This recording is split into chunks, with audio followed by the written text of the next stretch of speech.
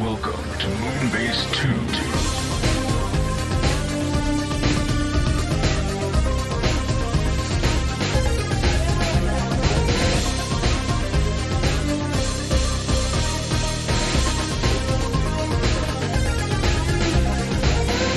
Hello everybody and welcome to the Moonbase 2 podcast. My name's Andy, Corporate Commander TFW, and I'm joined this week by the eco-terrorist himself. It's Mikey G. Wolfie 3. Hello, Mikey.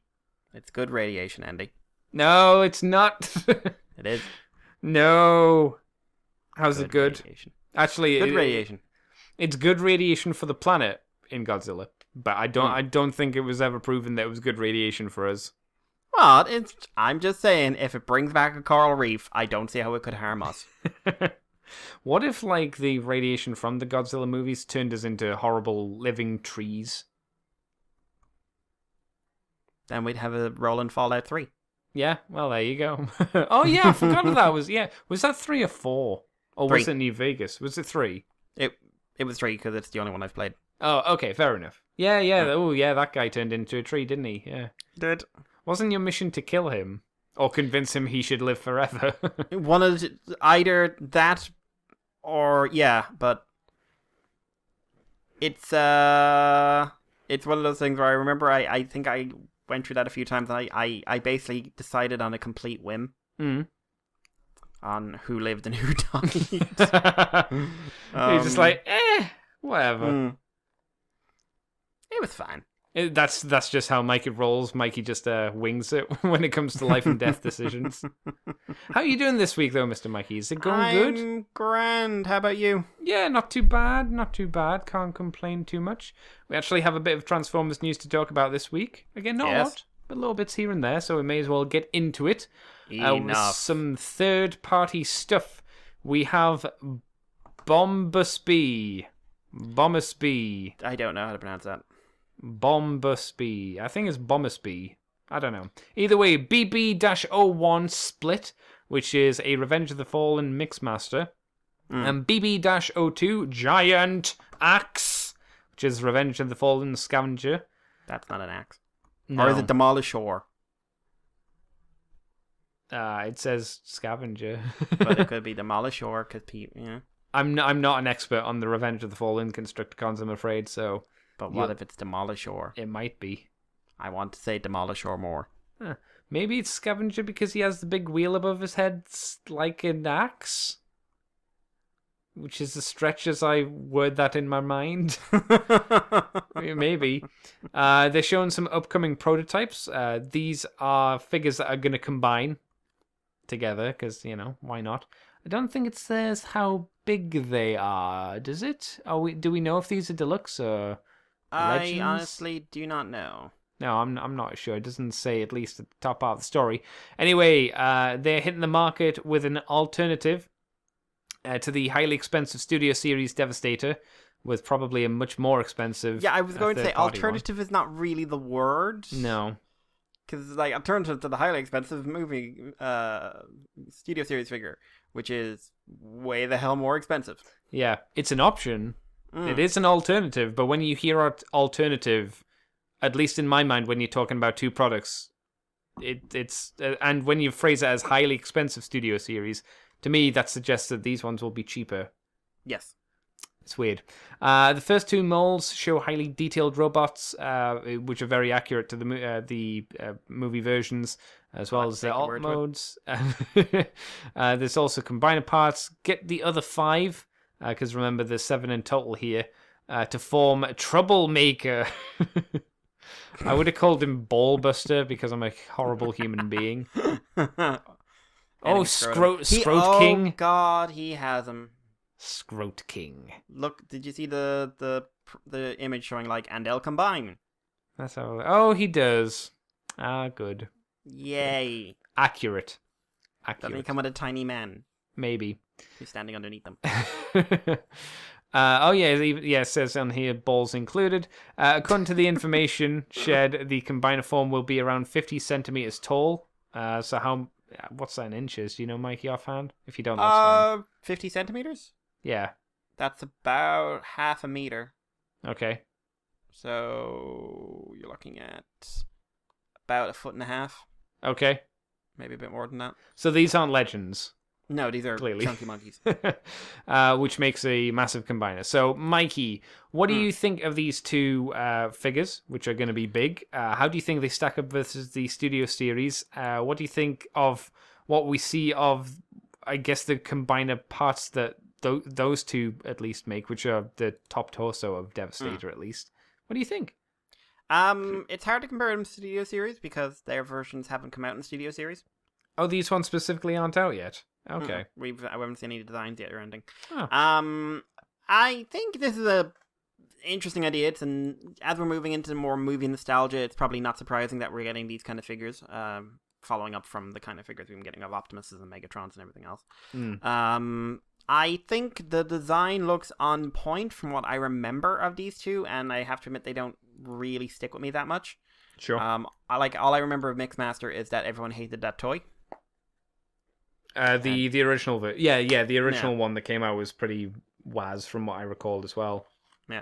It's also kind of difficult to comment on their combined stuff because it's kind of highlighting how much of an exploded mess that Devastator is, because when they show them in their sort of combined form, like how they'll go together, and it does kind of like just look like something exploded.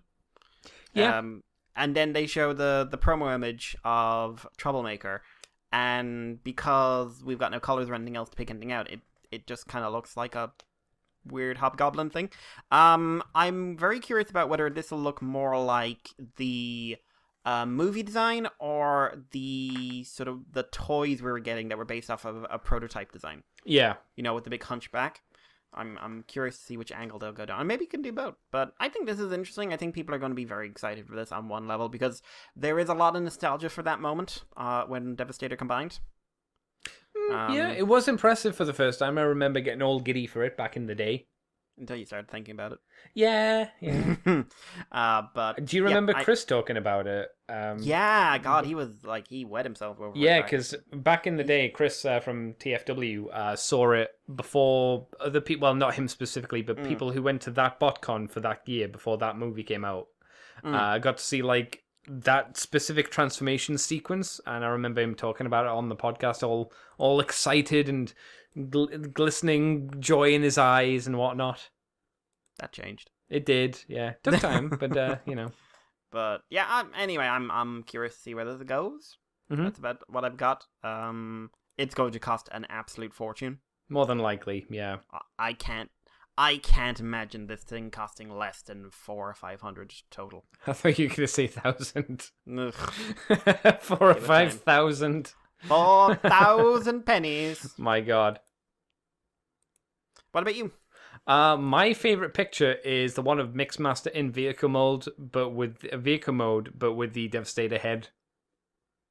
Just stared at you. Yeah, it reminds me of that really bad Stephen King movie where the truck has the giant hobgoblin, green goblin face on it, and it's chasing people. God. Yeah. I hear that was the one where he was off his face on crack or something when he was doing that film. And that makes a lot of sense. The toys don't actually look too bad. Mixmaster looks really good, actually, in robot mode. I love his little Gatling gun on the top of him. These are, like you say, Mikey, definitely going to fill a market.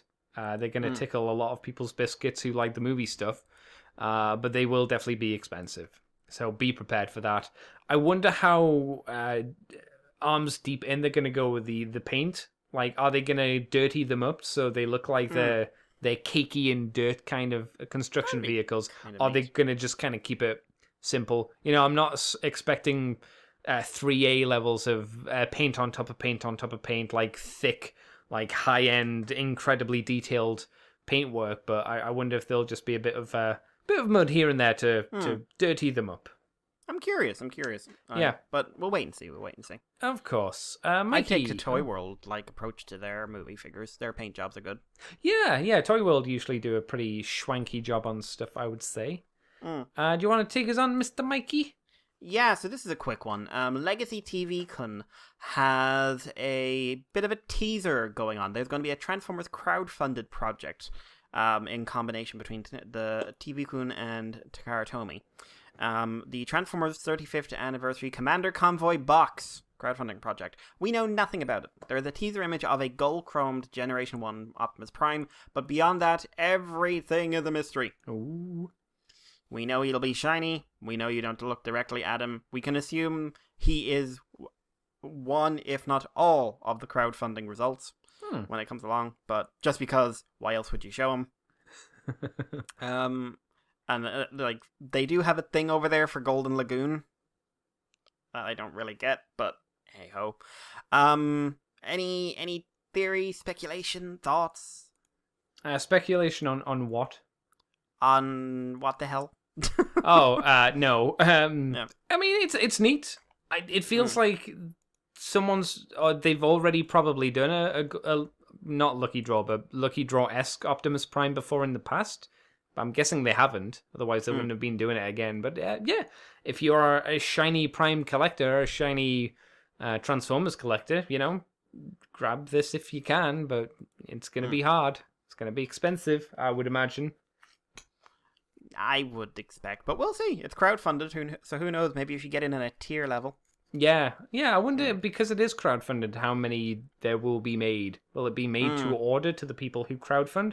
Or will it get to a point, like, say, it gets past its goal? Will they then do a larger release to the wider public? Or will it still be only to the people who crowdfunded it to begin with? I don't know. I guess time will tell.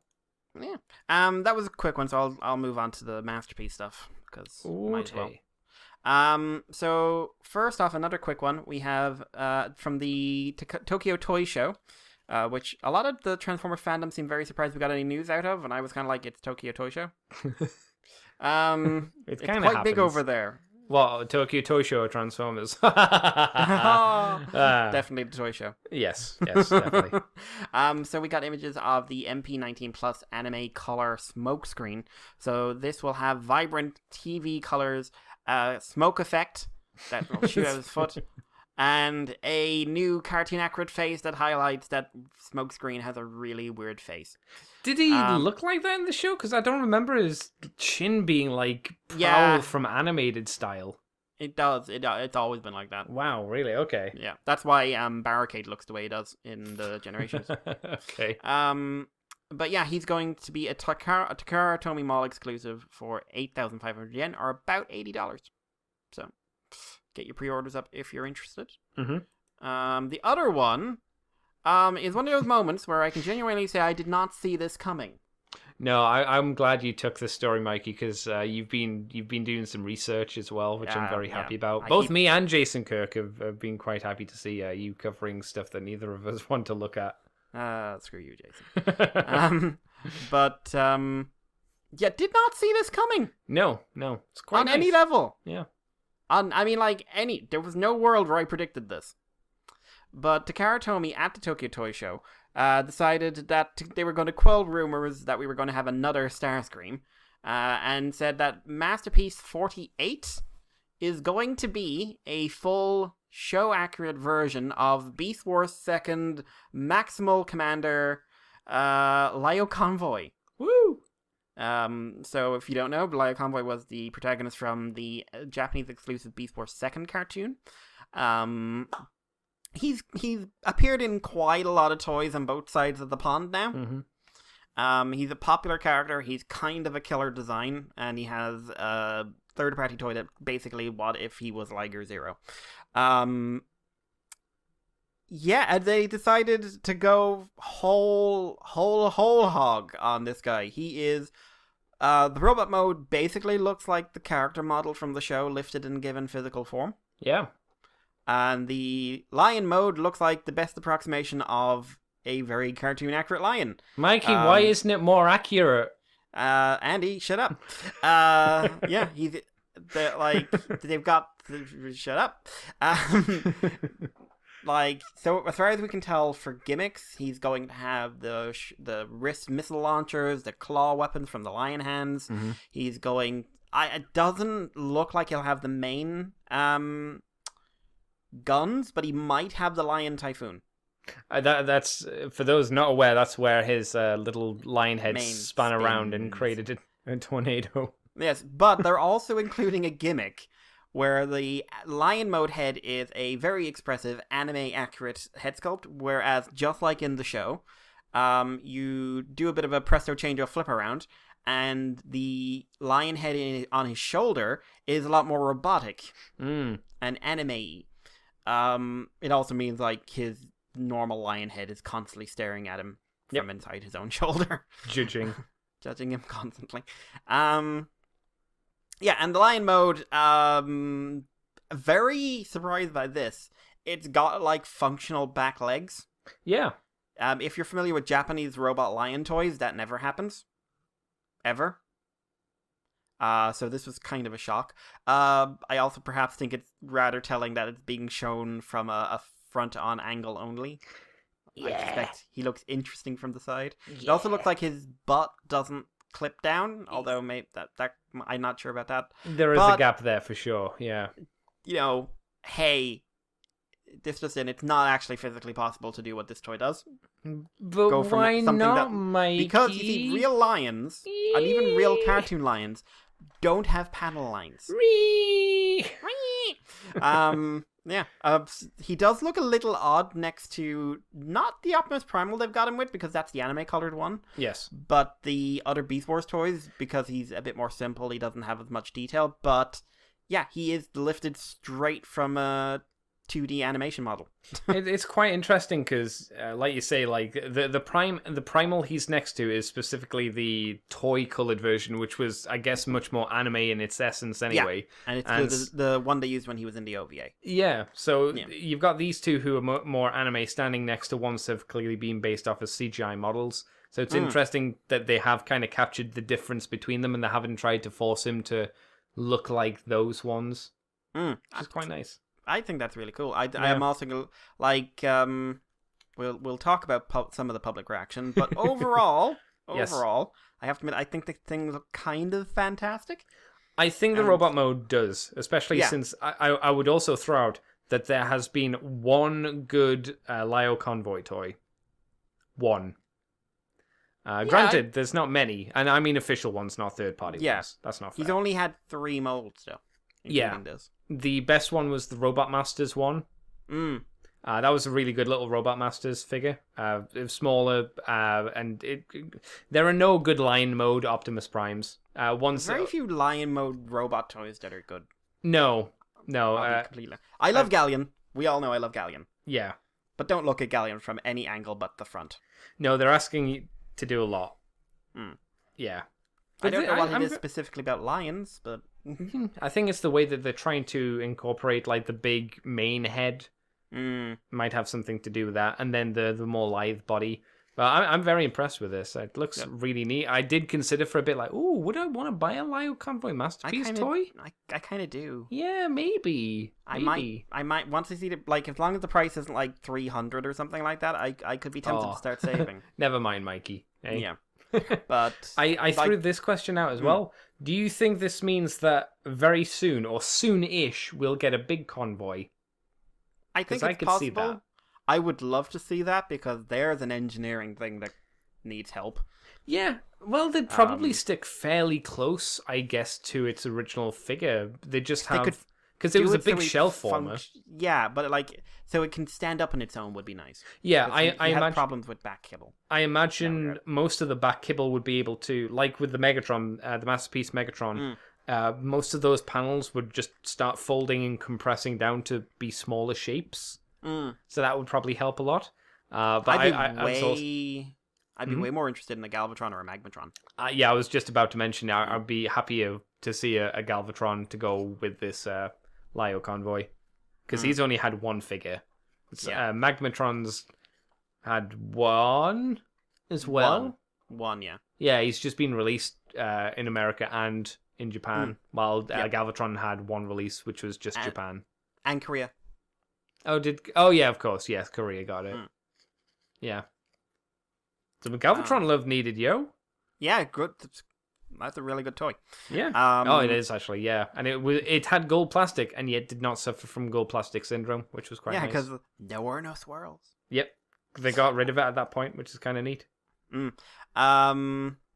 But no, I think this looks really good. He's got almost no robot, like, there's no kibble in robot mode that isn't in the design. Yeah. You know? The lion mode is a bit tragic, but again, it is what it is. I think they're doing the best with what they've got. Speaking of the lion mode, Mikey. Speaking of the lion mode, not just the lion mode, Andy. Oh, really? Yeah. There is, as always, I have to read the comment section on Yay! anything like this, and I always regret it. And I will note, no one forces you to do it. This is you doing it by choice. I do this of my own free will and do not undergo any what did you write here, Andy? Extraneous? Is that it? No. What was Eggs. it? Eggs. Trains. Do not go any eggs train. There you go. Extra stuff. Andy, you're terrible at writing this kind of stuff. Woo! But yeah, so I went in. I was curious as always. Some people are flipping out and think this is amazing. Mm-hmm. And the same crowd that seems to think that we don't live in the real world is really bitching that this thing, like this. There's quite a few different crowds bitching about this. Actually, there's the why isn't the beast mode cleaner? Okay. Right, which we already knew. There's the why doesn't that model have more detail? Okay. Why did they make it look like an anime lion when they could have done it like a realistic lion? Oh no.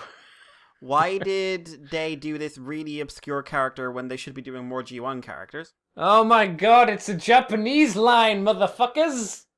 No, it's their toy line, Andy. It's theirs. Whee! Oh my god. This is a sampling, but the one was just like, why does it look like a cheap animation model from a 2D show from the 90s? Because it is.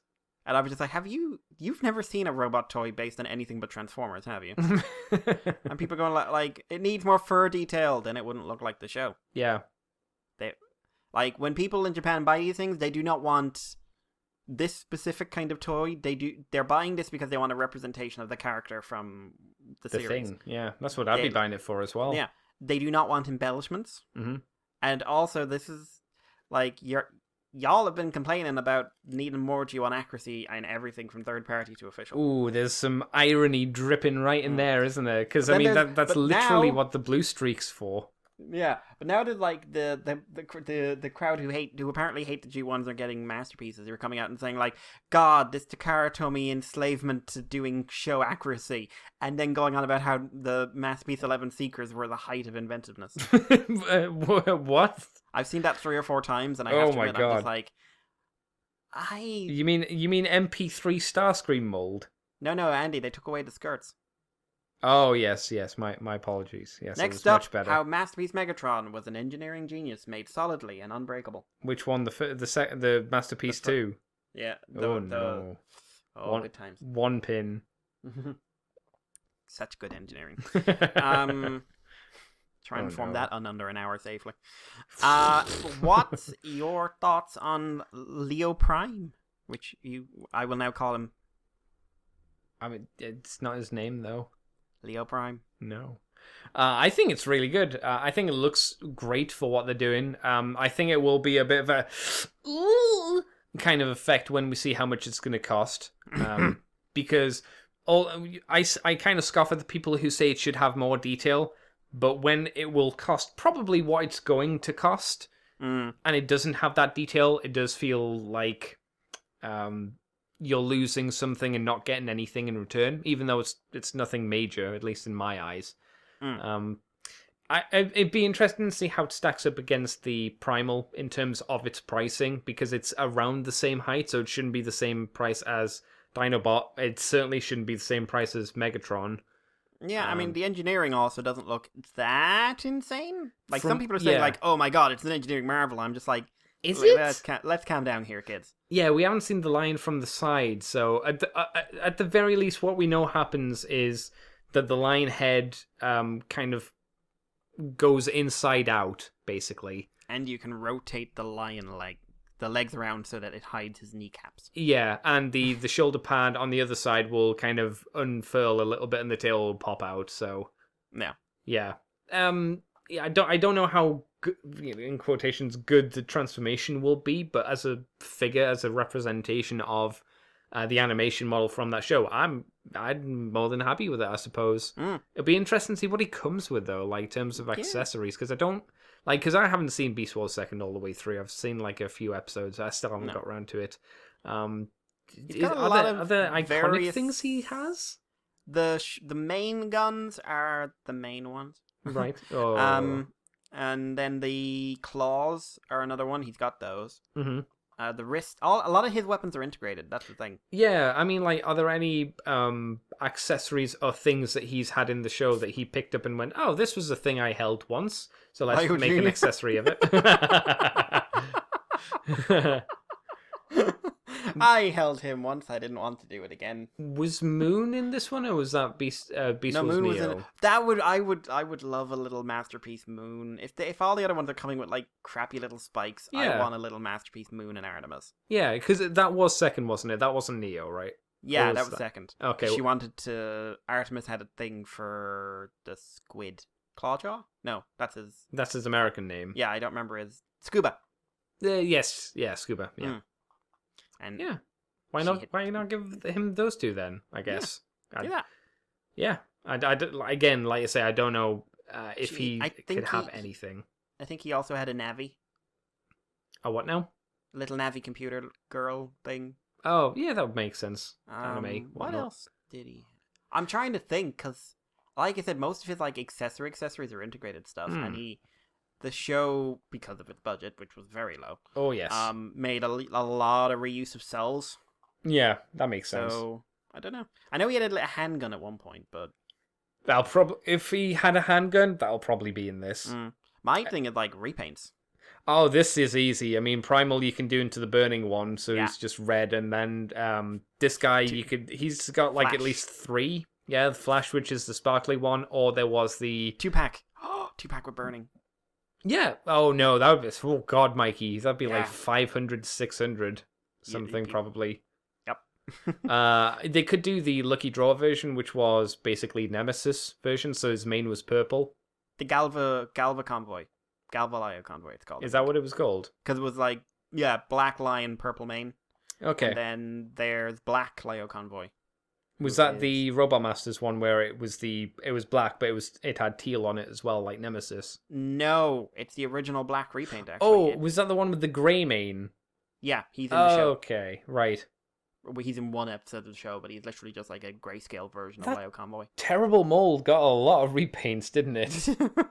It was not a good figure. I've got it. It's not a good. Convoy get a toy? Actually, I'm not sure. Yes.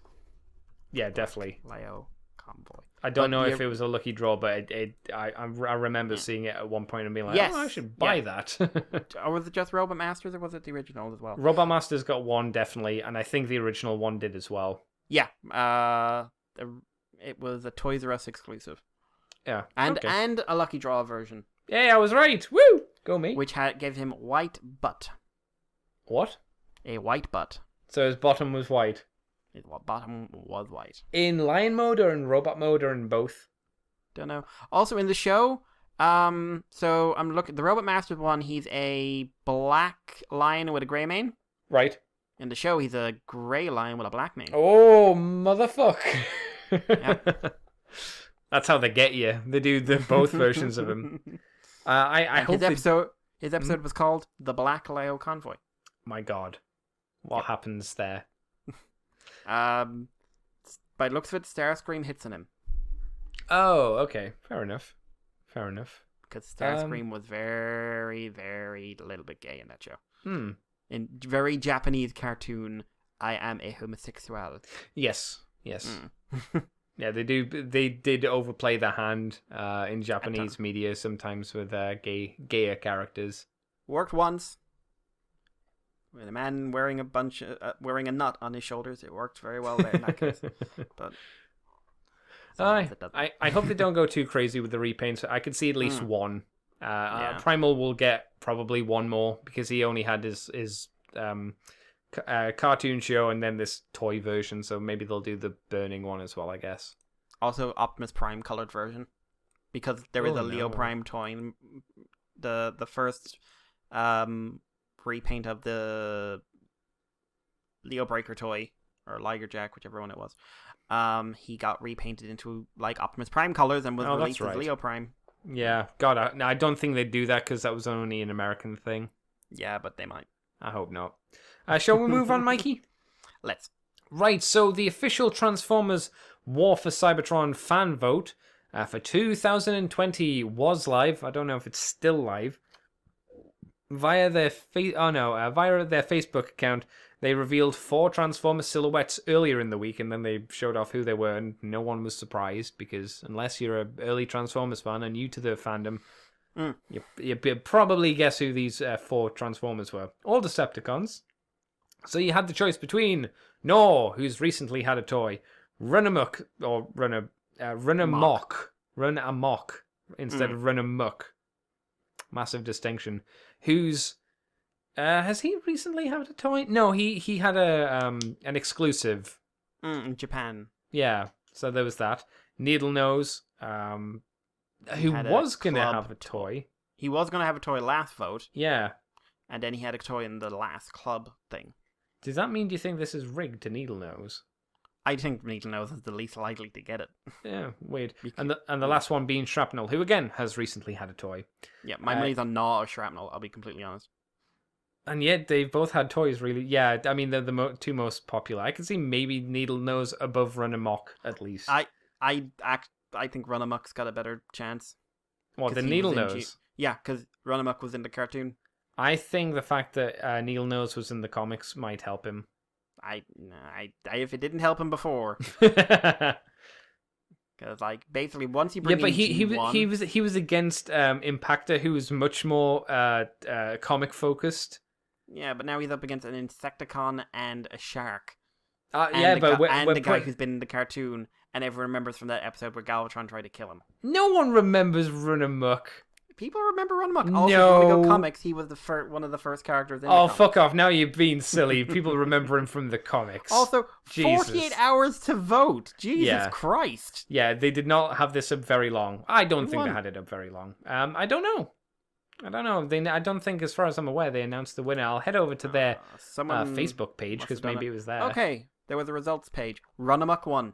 Oh, fuck. What? Total votes. No! 3. Andy! What? Miracles!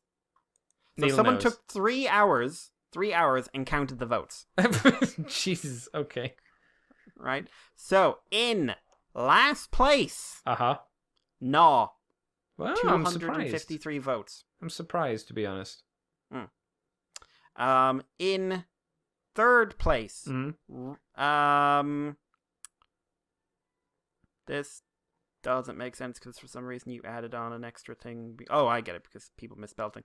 In third place, Shrapnel with 700 votes. That is surprising. And in second place, with 1,414 votes, Run Amok. Okay. Needle Nose won with 1,606. Huh. That's kind of shocking to me. It is. Yeah. And also, the first comment I see is, Needle Nose wins. That sucks. But yeah, now we need a tracks. Do we? We do. I want my horrible, horrible, unloving brothers, and it's one of those things. I don't do it often, but I will actually stick that in. Okay. Like, they must be there and hate each other and not be on the same shelf, but looking at each other. With vengeance. Yeah, but I'm genuinely shocked Run Amok lost. Did you vote in this? No, I completely missed it. But Who would you have voted for if you were inclined? I want Needle Nose. I think it would make a cooler toy and a more interesting toy than the other 3.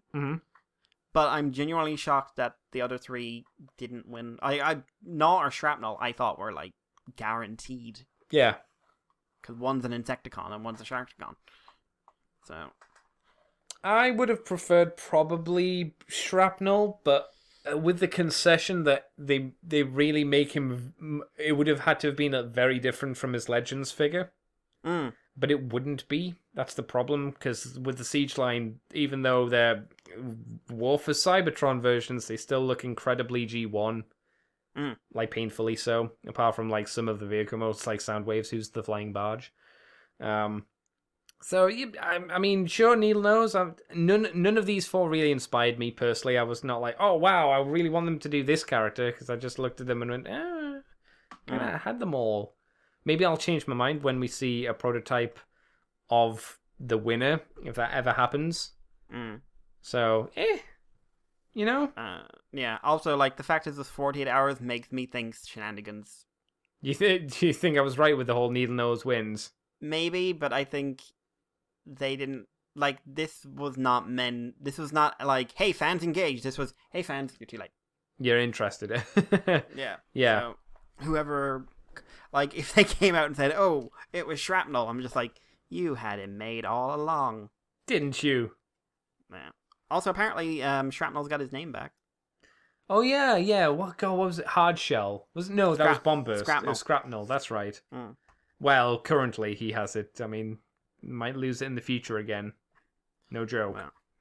I may as well take the other bits of news, because why not? You said that so sinisterly. Well, shit You happens. could lose it any moment.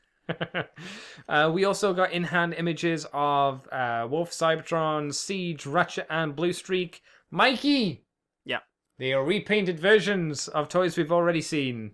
So you Ratchet is are Ironhide. lying? No. Ratchet is Ironhide, and Silver Streak or Blue Streak is obviously Prowl and the other guys. So, not much to say there.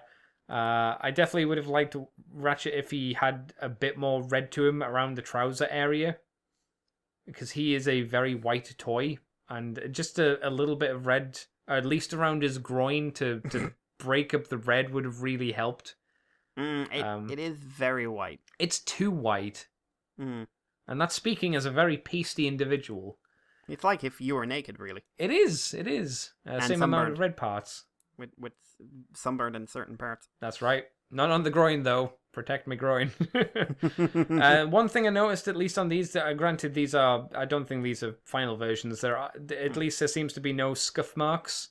Although that could marks be the on them. angle. I don't think so. There's, like, you'd notice them on Ratchet because he's so white. I don't know. It could be, yeah. I'll wait until I see the whole thing. I trust them not. And official ones as well, because I don't know, Yeah. Whether these are stolen from the factory floor, so they haven't been fully finished or whatever. But yeah. I mean, they're exactly what you would expect them to be. So for me personally, it's hard to get super excited about it. Any thoughts, Mikey? You excited? Kind of the same. Two toys.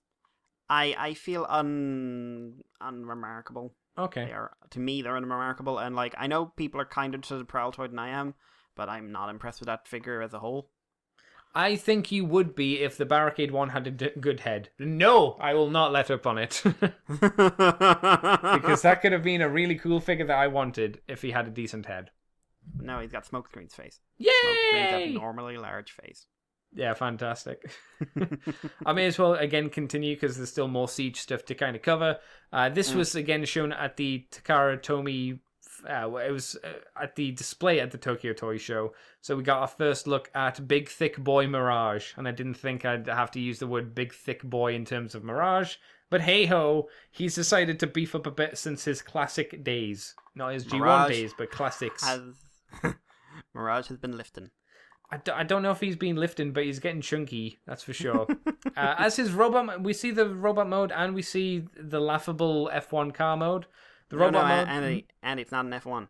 It's a space car. Yeah. It's a space car, Andy. Yeah. From space. For space. Yeah. Space car. Jesus, they just I honestly think the robot mode looks fine. It's a bit too chunky for my liking, but the space car racing mode is really fat.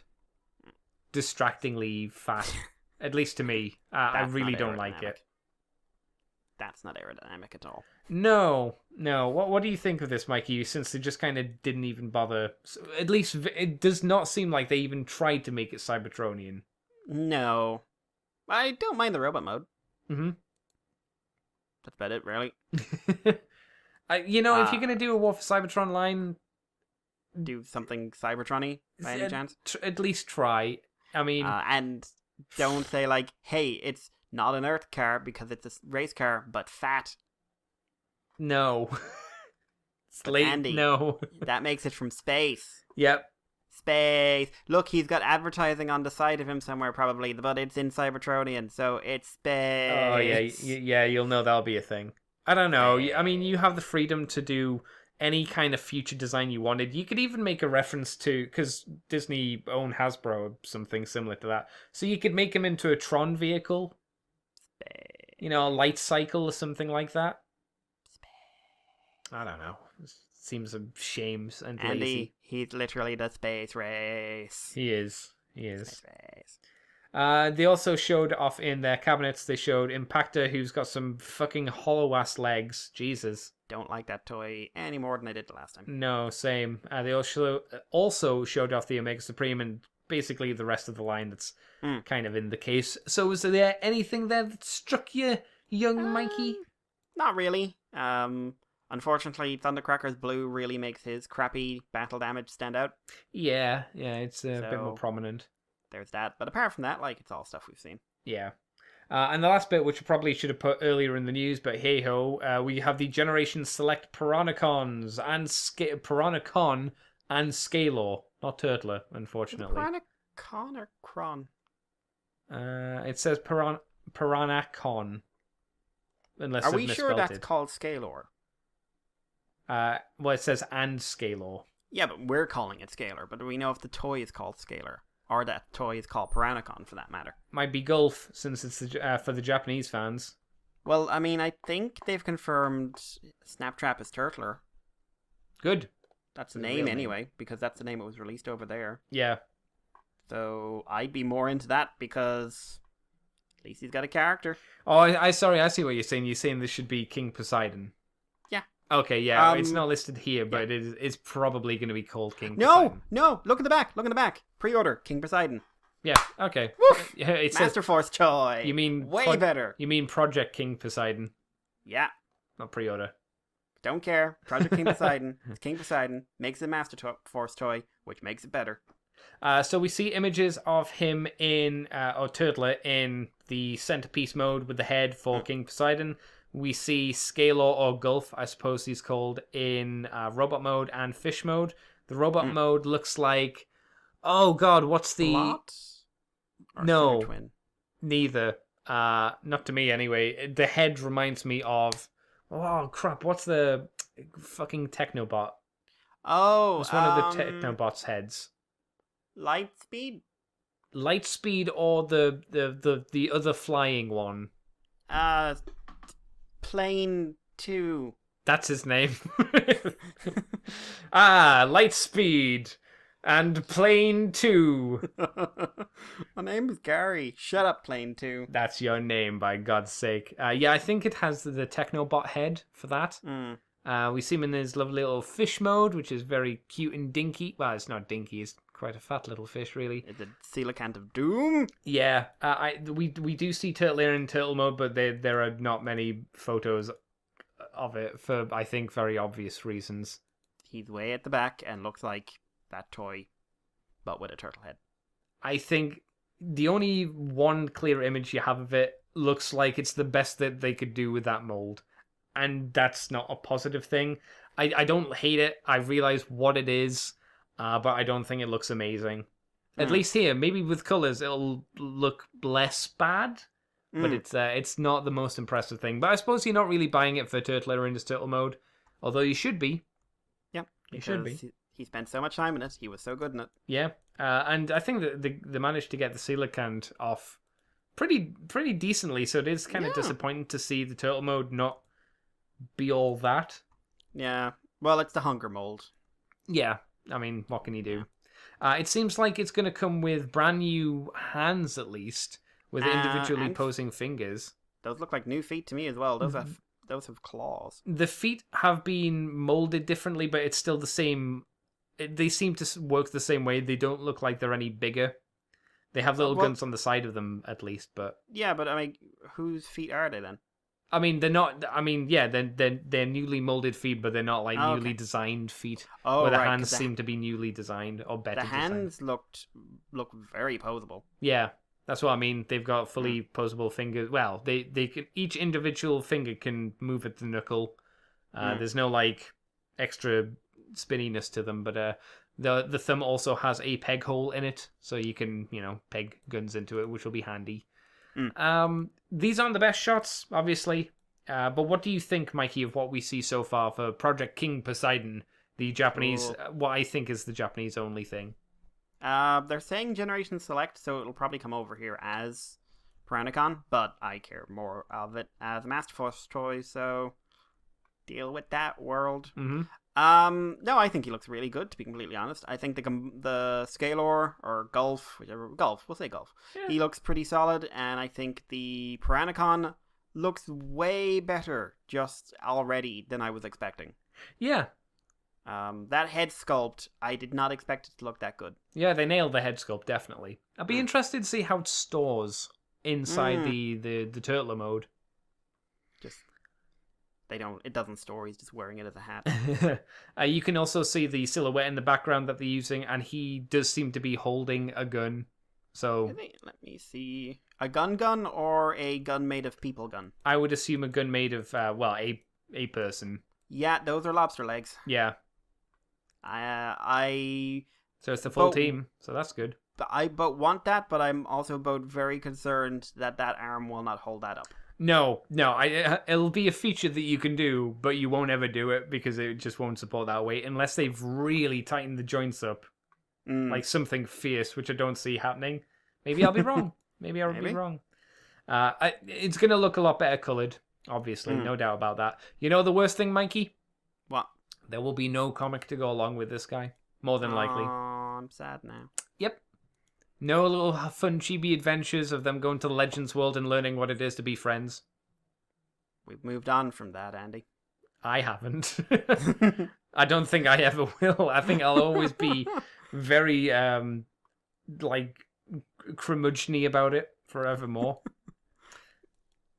Yeah, I'm trying to think of a mature thing to say here, and all I'm thinking Masterpiece Black Arachnia doesn't come with glasses and a little clipboard. Little suit, yeah. Why are we even bothering? It's fucking trash. Mikey, do you want to take us on to our last humph of news, since it's all con stuff? We've got just two little bits of con stories here. TFCon DC, October 2025, 27.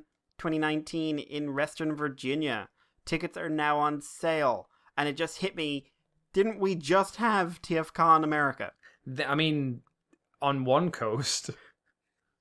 Why are you making so many conventions? They are certainly picking up the ball from BotCon and HasCon not being a thing, especially HasCon not being a thing. Yeah. Kind of screwing over poor old Pete's robot toy convention. That's still going. Yep, poor old Pete Sinclair. Woo! So this is going to be October 25th to 27th at the Hyatt Regency Reston in Reston, Virginia. Booking can be made at www.tfcon.com/hotel. Get booking, children. Go now. The other bit of news is that TF Nation has announced another guest. It is John McCrae, who I've never heard of. So he worked on Titan's Transformers comics, where he provided artwork for 4 of the animated comics Titan released. He also worked on How to Draw Transformers, and elsewhere he's doing some work on the new Death's Head series, where he's providing cover artwork. So he's going to be appearing alongside Boulder Media, Greg Berger, Peter Spellos. What? Oh. When was Peter announced? I don't know. I didn't see it on the TFW roundup. No, neither did I. I guess Peter Spellos is going as well then. Cool. Skybite's going to be there. He's lovely. Yeah. Go talk to him. Buy him a drink. Brian Drummond, Martin Eisenberg, Simon Furman, James Roberts, Nick Roach. To be fair, at least 2 of those, they're just attending. They're not guests anymore. They're just there anyway. Jack Lawrence, Kay Zama, Jack Lawrence? He nearly got it.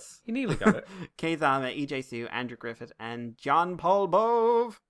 And I'm sure maybe another guest or 2 to be announced, but a pretty packed lot, it has to be said. Yes.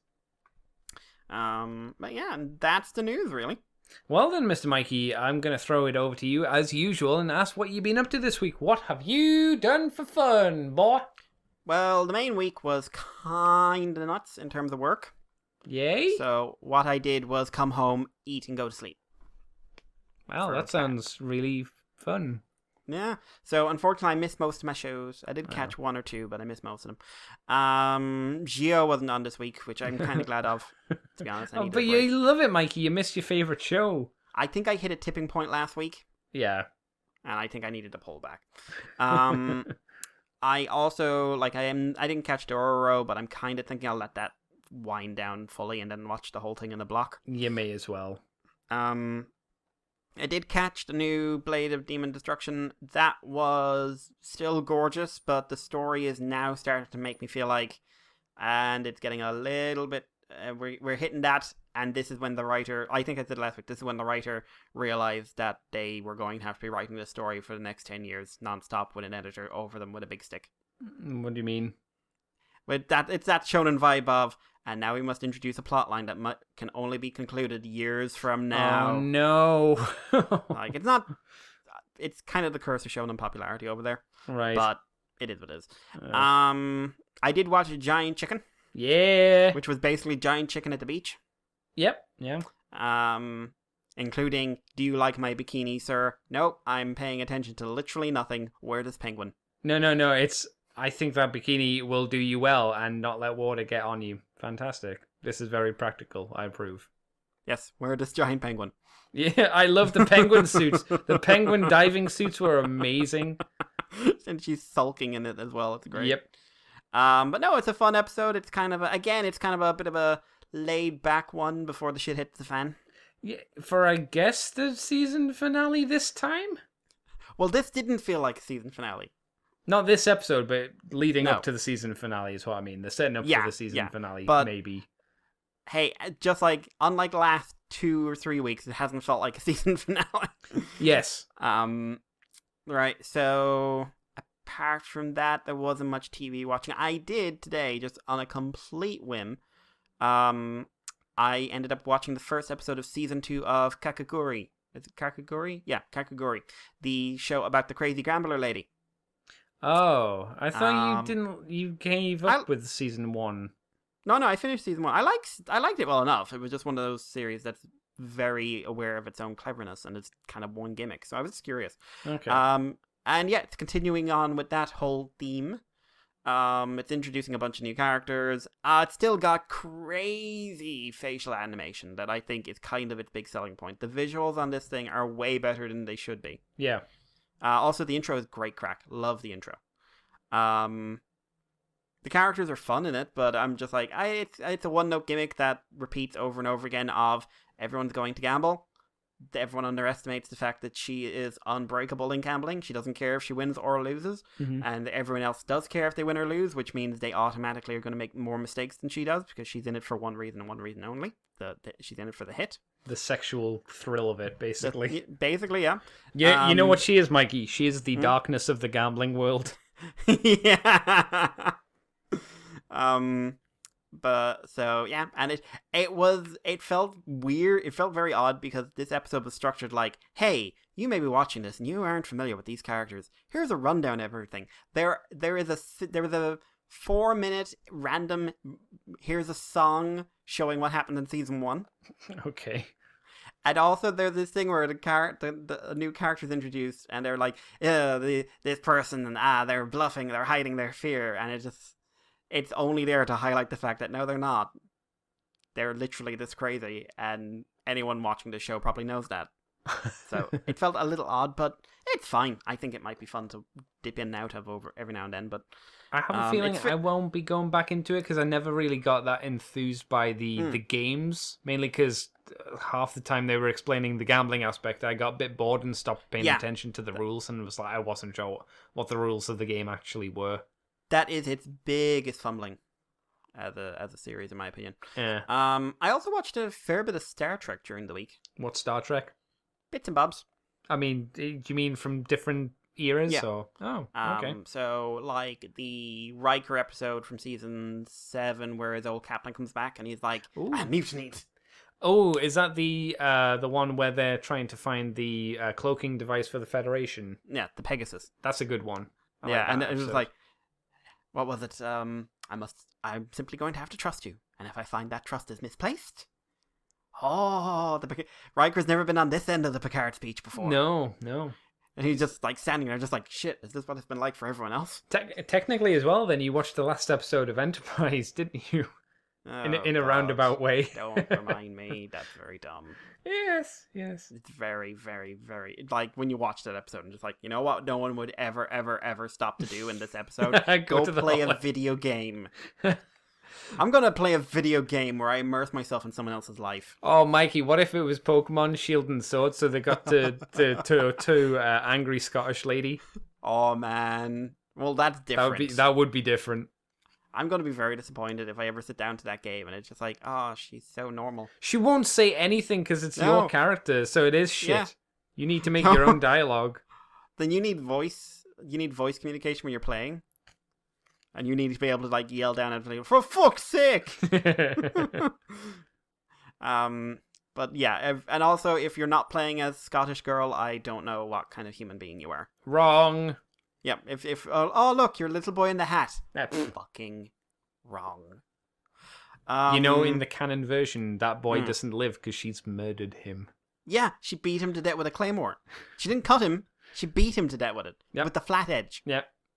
Do you know why? He kept on making fun of the word haggis. Unwise. And kept on talking about the Queen. And then like I'm liking the comics where there's this weird frenemies thing with her and the British one. Yes. We're just like, give us back our land, give us back everything else. Ah, like what was it, like drinking at 8 p.m. at 8:30 p.m. English one punches her in the eye. 10 p.m. she punches the English one in the mouth. 8 a.m. they're both drunk out of their mind and hugging. Oh man. Oh, it still breaks me, I'll be completely honest. But yeah, so I watched a few different Voyager ones. I also finally had a bit of a eureka moment. Oh? So I've never really liked Vulcans. Oh, yeah, the species, yeah. Yeah, it's not a secret, really, but there are Vulcan characters I like. I like Tuvok overall. Mm. It's more what Tim Russ does with him, to be honest. But the species has never clicked with me. Okay. And I've never really been able to figure out why, and I just had this little epiphany moment of like, and this is why. Because they're just like every other Roddenberry designed Star Trek species, in that they are basically one gimmick blown completely out of all logical proportion, such that their entire society is built around it. So with Klingons, it's their warriors, ergo everything is warriors. It's not just Roddenberry species as well. You have the Hirogen, where like, oh, we hunt. Everything about our lives is hunting. We go to the kitchen and we hunt for food. Like, where are the eggs? I have hunted for the eggs for 7 hours. You are no man. The eggs must be tracked. They must be stalked. The carton must be followed. And with Vulcans, they're logical. They're so logical, they've wiped out all emotion. They've done all this other stuff. And the thing that bothered me about them is that other species have always had some, at least when they're a recurring species of note, they've been gone into in greater depth. Like, other writers will come along in other seasons and say, okay, it's kind of dumb to have the Klingons just be this one-note warrior race. Let's examine that. Let's look at the pluses, the negatives, what effect this has on them, what this means, you know? Yeah. That stuff Discovery doesn't get. With Vulcans, and I think it's probably because the species is so revered, because it is the Star Trek species, no one's ever really done that. There are Vulcan characters who they examine and they give more depth to, and they basically make more emotional, but then they go, oh, they're very logical. Just like, it's not logical to be sarcastic or to have any sense of superiority over another race, or to harp on at Spock for being half Vulcan. That's not logical.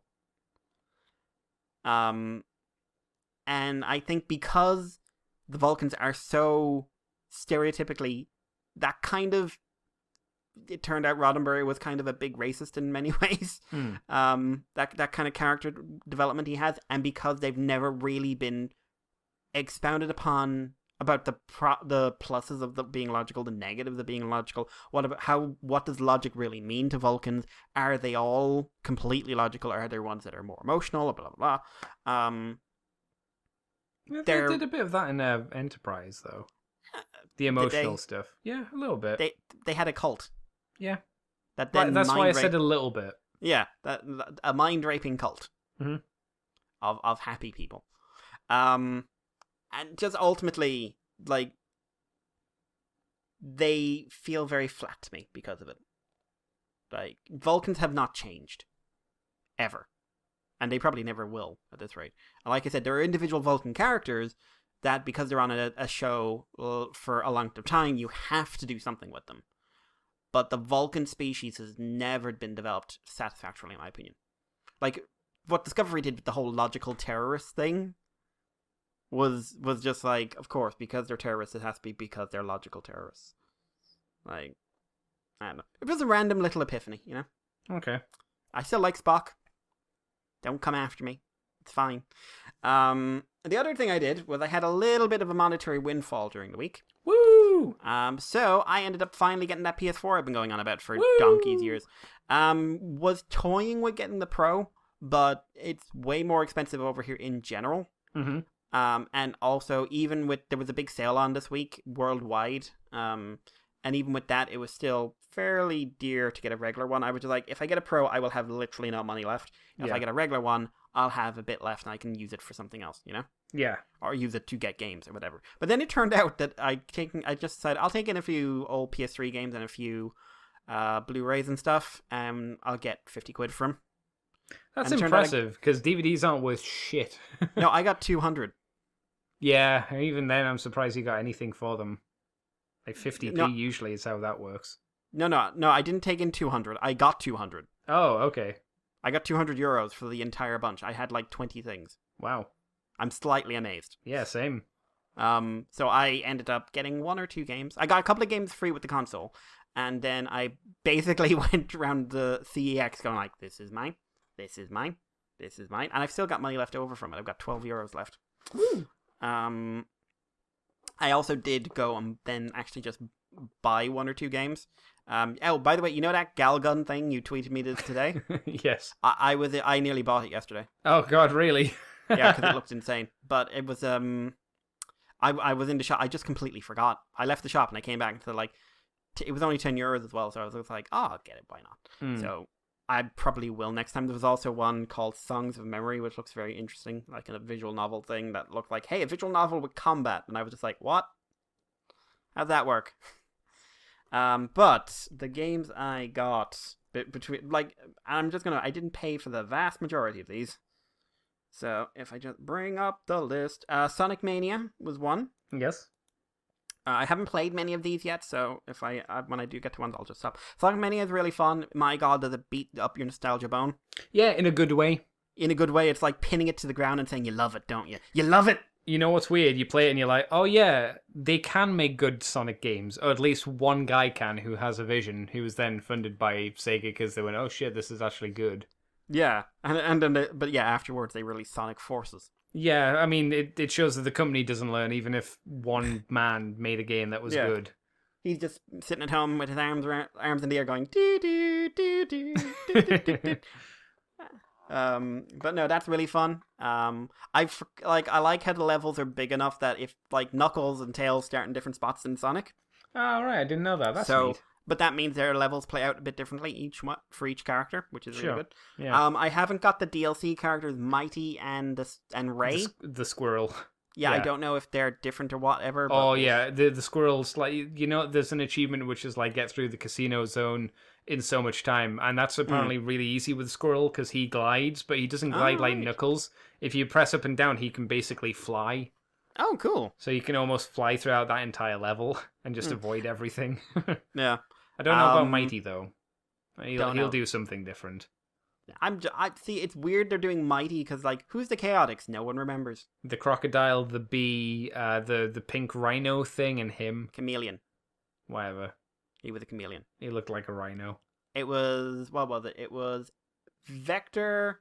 That was SBO. the bee. Oh no. No, Vector was a croc. SBO and the bee.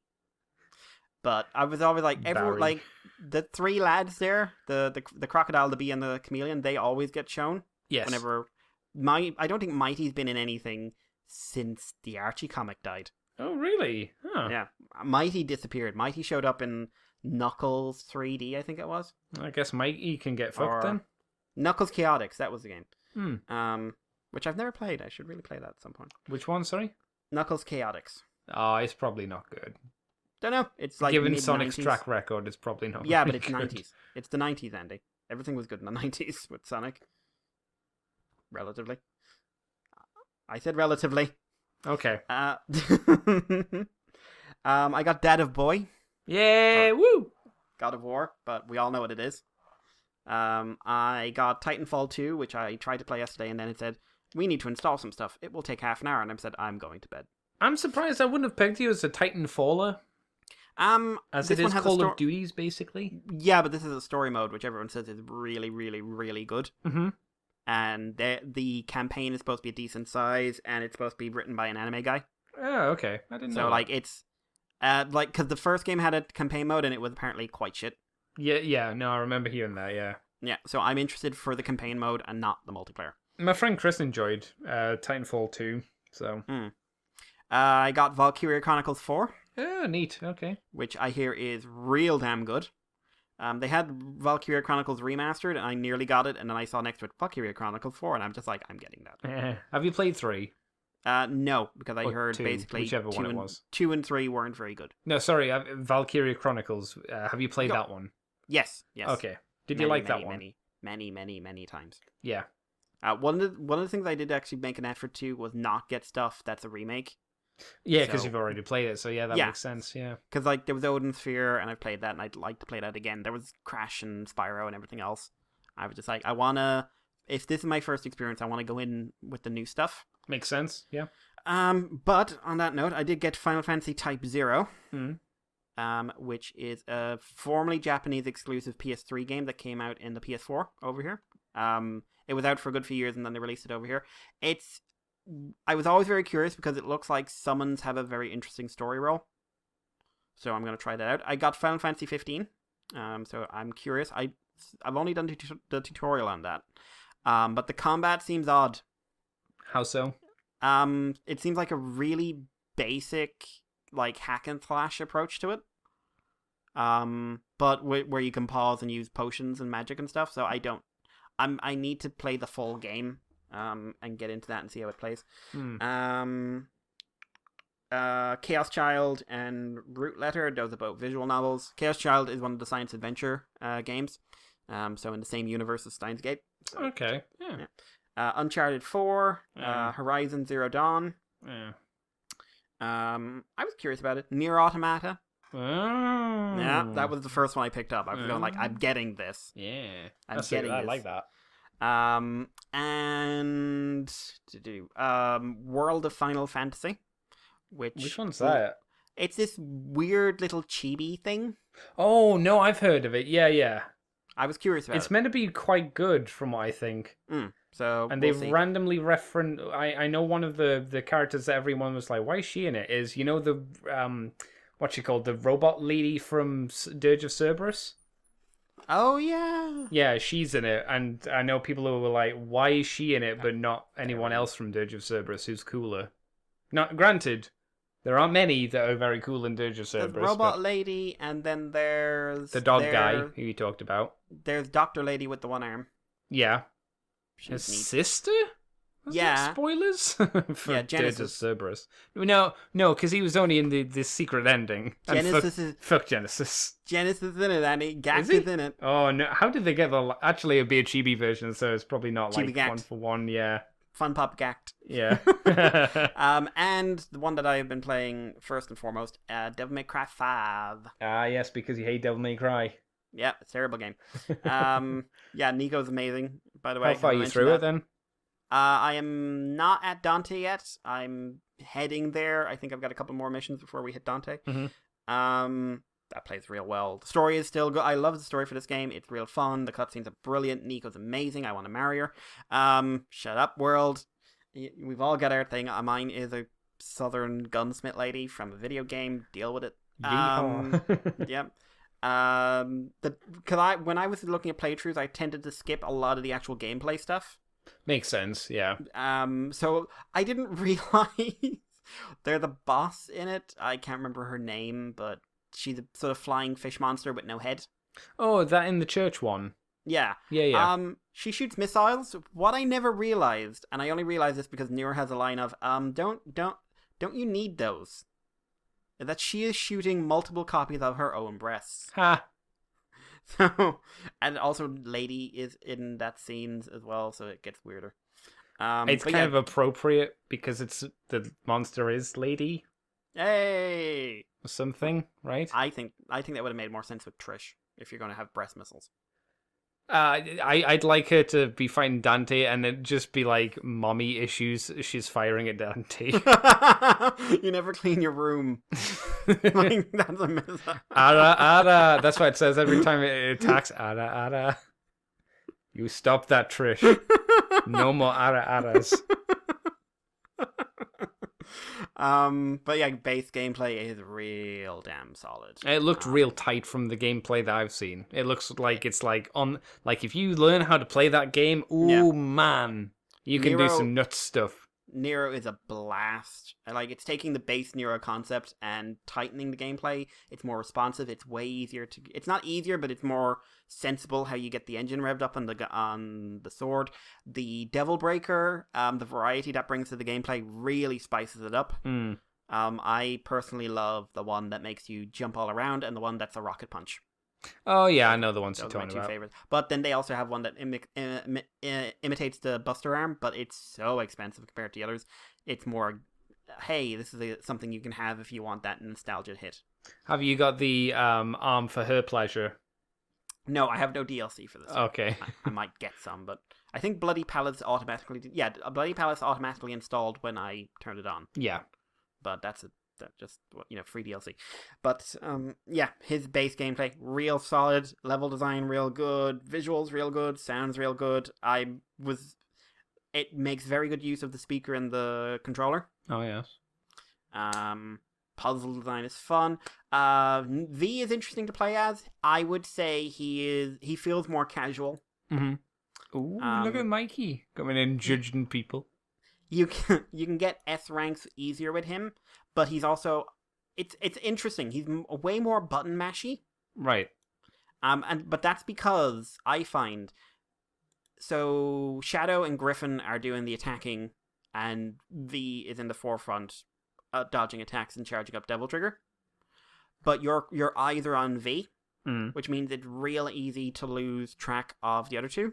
Right, I see what you're saying. So there's an attached vibe, and it makes it basically it's easier to play if you start mashing buttons because you're trying to look at him and focus on them at the same time, and they could be anywhere.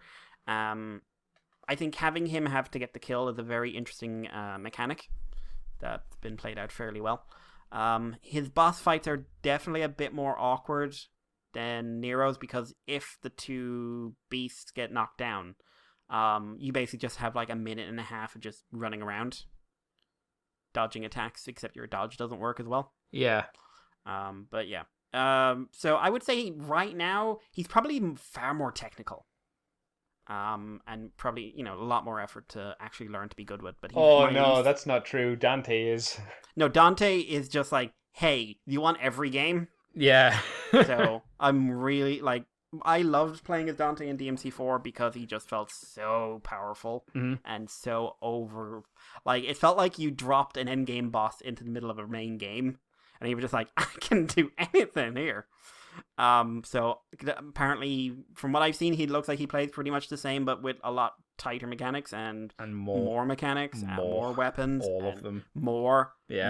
Just more. So I'm just like, let me at it.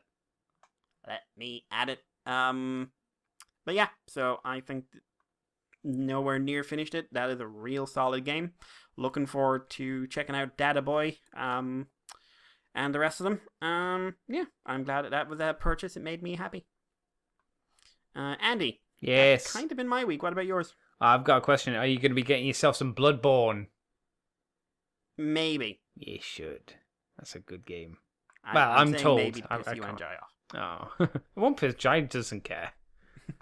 You underestimate Jai or overestimate Jai. Jai doesn't give a fuck. That's a fact. So what have I been up to? Okay, so I watched the same animus that you did.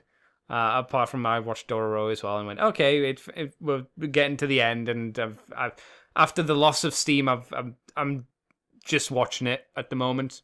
Thursday night is Dororo, which I kind of go and then it's Giant Thicken as well night, so it's a back to back double of fun, or one good one and one. Yeah, this is fine. Haven't really watched anything else unique this week. I've been playing Lego Lord of the Rings a little bit because I'm basically waiting for the Steam sale to come around before I buy anything, and I'm kind of jonesing for something new to play, unfortunately. So I keep looking at the Steam store, going, "Oh, come on, Steam sale! I want to play something new, but I can't because I may as well just wait for the." It's one of those annoying things where I could buy something, but then if I just waited a little longer, I'd get it probably cheaper. So I'm in that kind of ball pit at the moment, so it's worth just waiting. Sucking my thumb, all that kind of stuff. I did get stuff in the week. I got 2 boxes. I got a box with Figma Archer from Fate's Day Night, who is an older release, comparatively to the other Fate ones I've got recently, but he's still good. He comes with his 2 classic swords. He has his bow, and he has the sword that he uses as a arrow, and you can pose him holding it as well. The biggest downside to him, I think, is the fact he only comes with 2 faces. He comes with a standard kind of stoic face, and then a screamy face, but his eyes are looking off to his left, and that's it. So he feels kind of limited in that kind of fact. Especially compared to other Figmas, which usually come with about 3 faces at this point now. That's kind of the standard. But he's nice. It's nice to have him as one of the main Fate's Day Night characters to go along with Ku. And I slowly build up that cast and just hope one day that they might do the rest of the cast of the first series. But I doubt they will. They'll never do Heracles or Hercules because he's a big, thick boy. It'll never happen. They still need to do a caster, and they still need to do assassin as well. But I don't know if that'll happen. Maybe one day. I can only hope, Mikey. I can only hope. My other box had some Fate Grand Order cards. So the cards, because I like having cards, because I'm lame. I had Heracles. It had Lancelot, Berserker form. It had Shigi from Garden of the Lost Sinners, whatever that show was. It also had Gilgamesh, Vlad III, and Jeanne d'Arc Altar. And I like all the bits of art on them. All of the art's really nice on them. So maybe one day when I go to Japan, I might be able to use them if the machines are still around, which they probably will be. They probably will be, because apparently in Japan, those machines make a fuck ton of money. A cubic metric ton of money. Because people like Fate, Mikey, and people like gacha games. You might not know this, but it's true. The other thing that was in that box was the Soto double figures. So it was Cyclone Joker, Joker, and Fang Joker. They can split in half as well, which is really neat for candy toys. So if I want, I can swap Cyclone Joker with Joker and have Cyclone Joker, which is a tad redundant. Or I could live the dream, Andy. Yeah, man, I'm loving it. Or I could switch him with Fang Joker, so a slightly spikier Joker.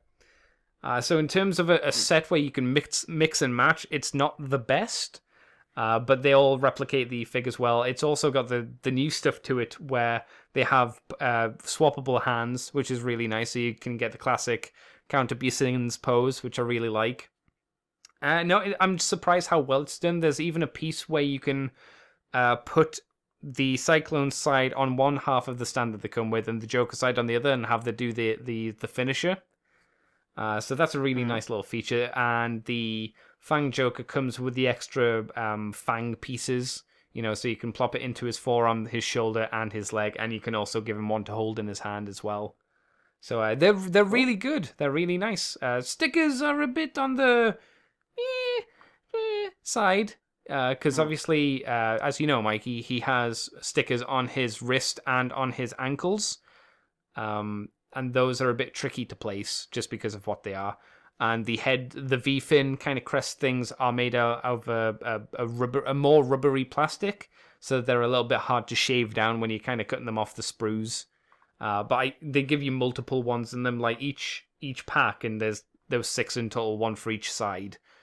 So you get like 6 of the standard combined V-fins, and then each side has a V-fin as well, so you can have them split but still have the V-fins. They have the way that they do the neck is quite interesting as well. It's a separate piece. So they actually have a movable head joint, otherwise it wouldn't work. They're a really well done candy toy thing. So for like 500 yen each, basically, these things are really fucking good. I'm very impressed with what they are. Like the guys at Sodo, that company, do like disgustingly good work. Did you know, Mikey, that they've shown more images of the next kind of Sodo range that isn't the main show, which is Den-O? No, I hadn't seen that. Yes, they're doing Den-O, and they also showed Volume 2 of the Den-O stuff, which was the super forms. So you know what's the form, Climax form, when he's got the heads on him? Yeah, there's Climax, Liner, I think that's it. Oh, and Zero. There's Climax, there's in that box. There is, as I'm scrolling down, do Swan? Is that what it is? Wing form. Wing form. There's that one in it, which I was never a big fan of. And there's the one where he has the train for a head, Den-O form, right? That's Liner. Liner form. Liner. Yeah. With the first form that I mentioned, you can even they've got a thing where you can put all of the heads onto his leg or all of the heads onto his arm as well. So they've really gone all in and been like, okay, you can do all of the things with these figures that you'd want them to. So they're really good. Shame I wouldn't buy Den-Os because, like, although I like Den-O, I don't know I like it that much. Like, yeah. I'm waiting because they did Gaim earlier on. The Gaim ones are a bit shit. If they could redo Gaim in this style, I'm just saying, I'd be right there. I'd be right there with you.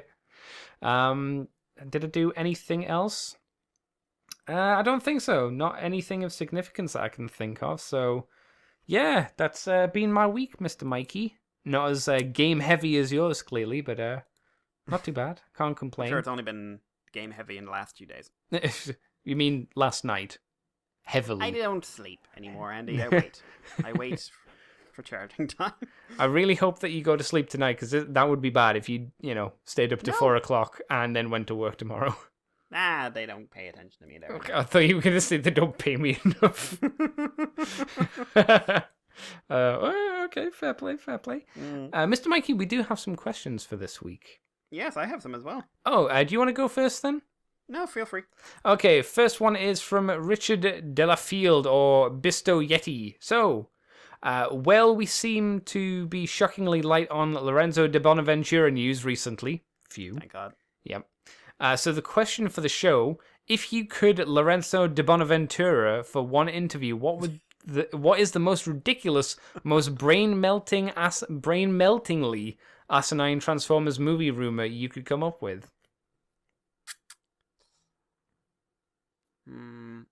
We are bringing back The Fallen.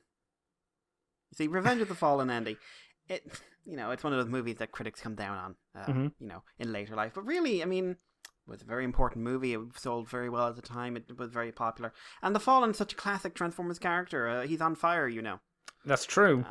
We didn't have him on fire. We had him glow because it's a bit classier. But, his key relationship with Megatron and everything else, I think having him in as the next villain and ultimately warping Optimus Prime to his cause, because we've never done that before, and tying in the whole Herald of Unicron thing, I think it could work. Okay. I'm looking forward to it. Yeah.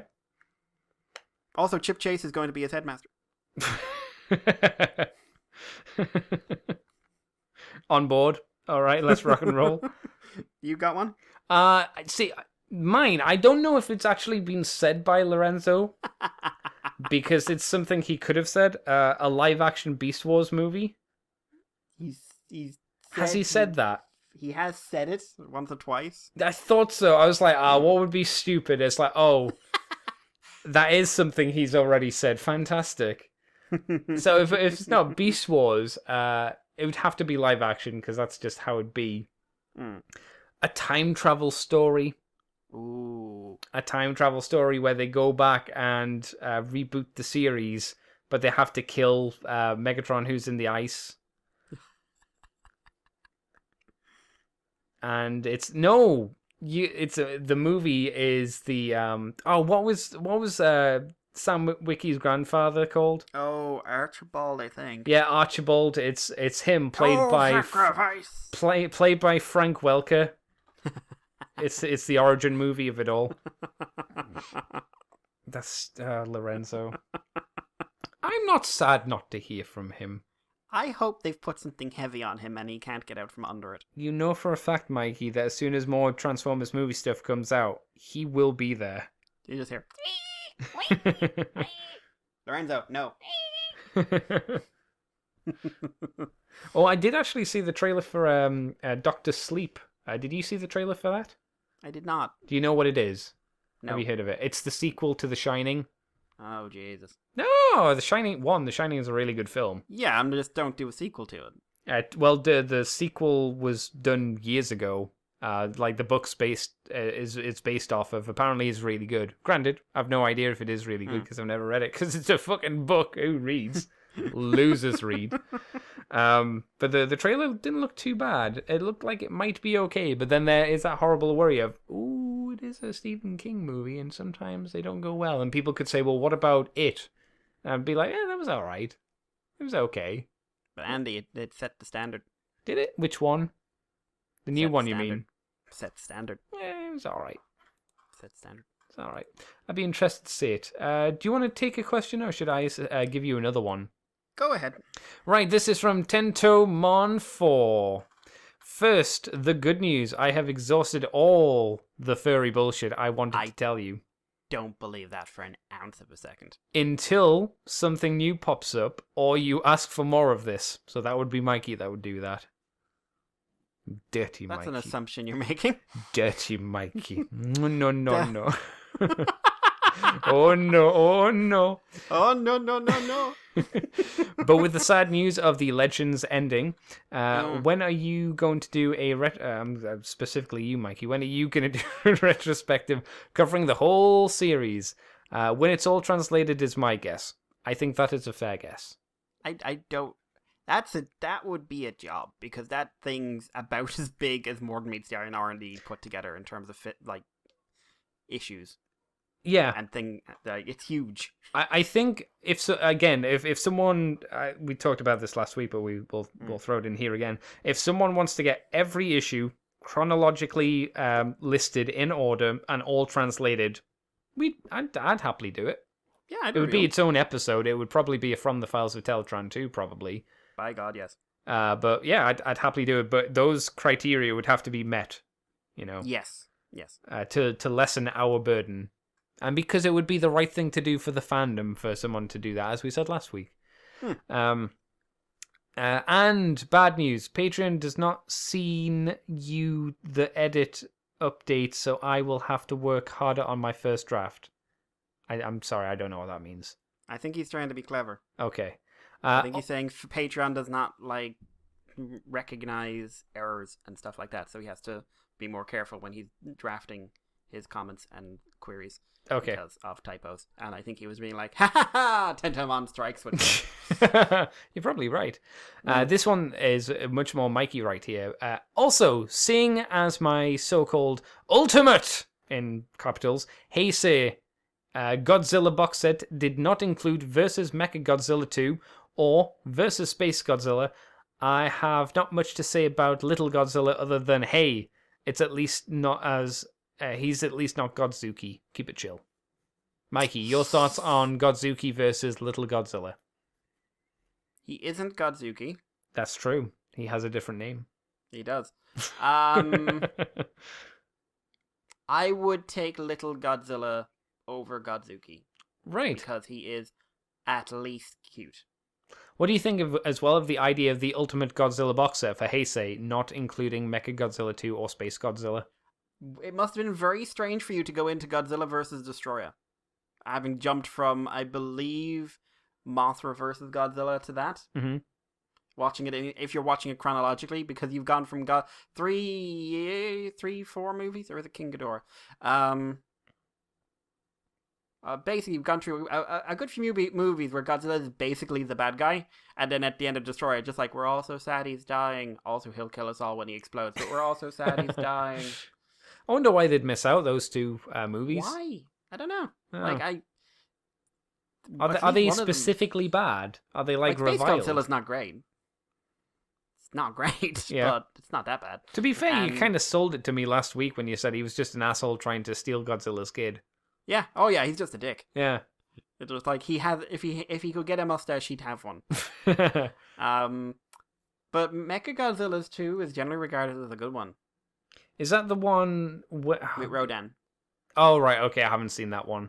No, it's got Rodan in it, and the deal with it world, Jason. The not good Mechagodzilla design. I was gonna ask because what's it called? The Kiryu? Is that what it's called? Yeah, that's the good one. That's not Heisei. Okay. Yeah, that's the good design. Yeah. I'm not a fan of any of the other Mechagodzilla designs. That is my Godzilla mecha design. Because I think it looks badass. Badass. Mm. Anything else you want to say there, Mr. Mikey? Not on those, but are there any more questions on your side? Did I get I think I got a question on the Moonbase 2 Facebook page, so let me head over there. You can ask a question while I'm doing this, Mr. Mikey, if you like. So we got one in on the email from Prime135. Oh. So to start this off, I hated Discovery Season 1. Simply put, it isn't Star Trek. Overall, Season 2 is much closer to something like Enterprise Season 1. Discovery writers really do seem to do their best at writing something akin to Star Trek. That said, they are still the Discovery writers, and this is still Discovery. I'd say if you are presented with an opportunity, it's probably worth watching an episode and forming an opinion out yourself, but based on what you said, maybe don't go through any notable effort to do so. Bit of life advice. I think that's wise. No, yeah, I appreciate it. I'm glad to be warned to stay away from Discovery, basically. It's kind of like hammering that home, just stay away.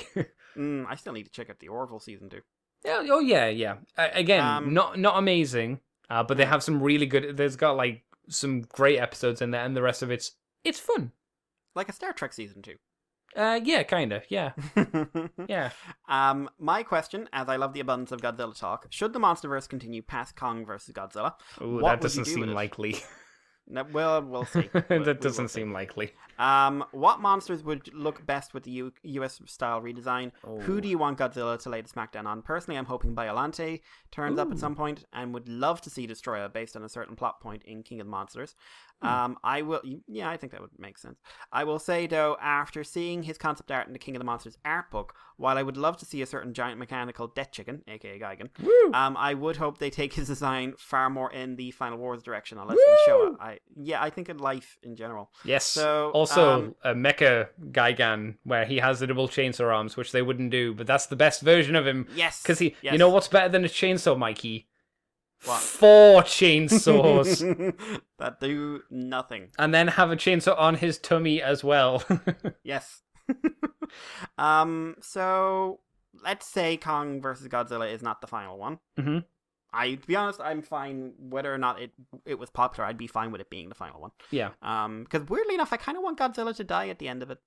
Jeez, you want Kong to get him in a headlock and just like snap his neck? No, I want it to be like really like lots of really sad music, and Godzilla's like something like evil Charles Dance has done something, and it like holes punched through him, and he's last legs, and he's doing one final blast, and it takes it out of him, and he wins the fight. He saves the day, but he collapses on the ground, and he's just like really tragic music. Because I don't know, I think that I was just thinking about versus Destroyer, and one of the reasons that movie stands out is the death scene. You know, the problem with this Godzilla versus Kong is it's gonna more than likely. I would imagine more than likely it's gonna be Kong and Godzilla perhaps not misunderstanding each other, and then another enemy pops up. It's gonna be a Kamen Rider movie. Or does one show up with a shield and a hammer? And it's like, you want me to put the hammer down? I want to see King Kong at the size he would have to be at his normal scale, but with a hammer and a shield, and maybe a little metal helmet. That's how he fought Godzilla. That would be great. Avenger Kong. Yeah, David versus fucking Goliath. Yeah. That'd be great. But are there any monsters you think would look cool in a MonsterVerse setting? The question is specifically the American design, and I haven't been, as I've said before, I'm not a massive fan on the designs apart from King Ghidorah that they've done for the other one, so I'd be concerned about how they do any of them particularly. I think one safe bet you could do that would look better than its original would be Jet Jaguar, Yes, I think because that would be that's a pretty terrible design, Yeah. I don't know I what kind they of love do him after for Rulers it. of the Earth. What's that? I kind of love him after Rulers of the Earth as well. So Okay, was where he good in just, that? like, he kicks the crap out of everybody. Really? Does he still look Even a dumb? scene- Oh yeah, he looks the same. But there's a scene where he pilots Kiryu. Oh, neat. Okay. Yeah, and kills the Destroyer. So it's pretty good. It's like he's like constantly like, let's all be friends, or I'll beat your head in. He's great. He's great. I kind of love him.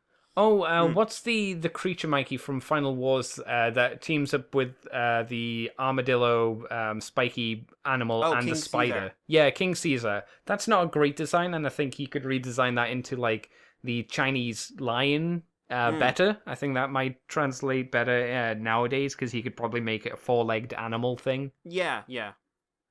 What about you, Mikey? Well, I'd like Anguirus. I love Anguirus. Which one's Anguirus? He's the armadillo dinosaur thing. Oh, cool. Okay. He always had a bit of a silly face, so that'd be nice. Yeah, but they'd also be able to do him without him, like, a lot of careful shot, like either a lot of careful shots showing he's not a man kneeling down, or a lot of shots of him showing clearly he's a man leaning down. Okay. Never kneeling down. You know, it'd be nice to have him like have legs. He'd have to lose. He never wins. He doesn't have to die. Like, Anguirus never wins, but he doesn't have to die. That's the difference between him and Mothra. Mothra has to die. Anguirus can lose and survive. Yeah, Mothra must burn. Like, I was watching a video of that needs to be a t-shirt. The many deaths of Mothra, and like since the Millennium series especially, she has caught fire a lot. Oh yeah, it's like when I joke about it. I haven't seen a lot of Godzilla films, but I know. Oh, I know she burns. Like, an unreasonable amount of models were set on, like, practically set on fire for these movies. Oh, just imagine there's like a Mothra prop graveyard somewhere. I could see it. When the aliens come millions of years from now and just find all these dead giant butterflies. Like, why are they... what's all this burn marks? Where's these scorches? What happened? Why did they all catch fire? I think Batra, sort of the evil Mothra, could be a kind of interesting one to go down. Basically, because you, like, if you're doing him in like an American design, you can really up the creep factor on his design. Yeah. If I was picking one I have a soft spot for just because it's stupid, it's Megalon. With his stupid drill hands. And he's like... He needs to make that noise, by the way. He needs to go... But, like, he's a stupid design. He's a bug with drill hands. It doesn't make sense. But I actually kind of fell in love with him with the Godzilla PS2 game. Right. I always used to play with him because he used to dig under the ground and you could pop up. Oh, so he was an asshole character, basically. Yeah. You could also do Baragon, I suppose. Yeah, but the voice would need to always be... Wah. Wah. Not like changed. It just need to be like they just get the lady who played him to go bwah. And pay her an unreasonable amount. Yes, that'd be great. You know who I'd like outside of the Godzilla universe? You know the shitty Gamera enemy who is just a lizard but is a knife. Oh, I want to say his name's Giron or something like that. Yeah, he's shit and he's got like knives for hands. Okay, him. Let's call a spade. Almost all the Gamera designs in the Showa era were kind of shit. Oh yeah. The trilogy. There were some good designs in that. Oh yeah, but yeah. All of his old stuff is not good. Yeah, those are 3 good movies. Yeah, they are really good. Yeah, actually, no, the last one's not great. It's Son of Godzilla. I like sorry, the fire. Gamera. Oh no, that's not that's their Millennium movie. Oh, which one's the third one then that I'm thinking of? So you've got Gamera, Guardian of the Galaxy versus Gauss. Yeah, which has the giant Gauss, Mm-hmm. and then the next one you have I think I can't remember her name, but it's a big bug monster. Yeah, that was a really cool monster design. I like that one. And then the last one I think is Iris, which has the scene where he blasts off his own hand. That's right. No, yeah, Iris. Yeah, Iris was really cool as well. Yeah, but the 2001, I don't remember the name, but it had cutesy baby Gamera called Toto. Yeah, CG. It was terrible. I hated that film. And it had the big lizard man. Yeah, lame. Yeah, lame. But Gamera burning off his own hand and then creating a new hand out of raw fire and punching something in the gut is pretty cool. Go watch those Gamera movies if you haven't. Yeah, they're a lot bloodier than Godzilla movies because the whole thing is Gamera gets the shit kicked out of him a lot more. He has to figure out how to beat enemies. He's not like Godzilla where just like they kind of I'm the bounce best. off him. Yeah, like Gamera in those movies is more the Batman who can be hurt, while Godzilla seems to always be Superman. Yeah, you ain't stopping him. Yeah, it's like it's like when people say in a direct fight, who'd win? It's just like no. No. That turtle needs the utility belt. That turtle needs to just fly to space. Like there, Godzilla can't get him in space. He did shoot Kaiser Ghidorah into the upper atmosphere. He shot him into space, but I'm saying Gamera flies away. But can he fly fast enough? That is the question. Fly now. Oh yeah, that's didn't Jace do that in Dragon Ball? Yeah. Yep. No. So there you go. There's a little thing. Do you know if Jason's seen those three Gamera films? He must have. I don't know. I'd have to ask him. He should. Jason, have you seen those Gamera movies? Get yourself sorted if you haven't. We just asked him. Yeah. Also, and I can't believe I'm asking this, but apparently something of this nature is required. But who, in your esteemed expert opinions, is the hottest kaiju? Feel free not to limit yourself to Godzilla and his plethora of baddies. Oh God, it's back to furry stuff. I would just like to say it's not actually required. Okay. You can't ask a question without asking us which animal or plant we're most sexually attracted to. Especially kaiju. It is always the mighty rock hyrax, the sexiest of animals. I don't know what that one is. Is that the spider? Look it up. Rock hyrax. Rock hyrax. Raw sex. Okay. Hyrax. Oh, it's 2 words. Nope, that's an animal. That's not a kaiju. That's a very happy-looking animal, though. Raw sex. But, alright, Andy, who is the sexiest kaiju, and we cannot humanize them? We must go with, as they are. Do I have to fuck it? Yes. Oh.